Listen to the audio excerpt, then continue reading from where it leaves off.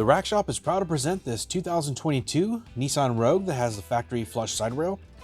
We've just installed the Yakima JetStream SkyLine based roof rack system.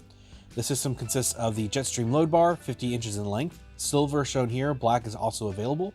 The SkyLine towers come in a set of 4, and the vehicle specific landing pad kit number 31. So this SkyLine tower does have a quick release feature, which allows you to easily remove the crossbars while leaving the bases behind. Caps are included to prevent buildup of debris, so you can easily reinstall when needed. Because of the quick release feature, we do recommend locks. They're not included, they're optional, but they're not required. You have a crossbar spacing of 29.5 inches center to center, and a total weight carrying capacity of 165 pounds evenly distributed. So a great system for all sorts of gear, cargo, bikes, kayaks, pretty much you name it.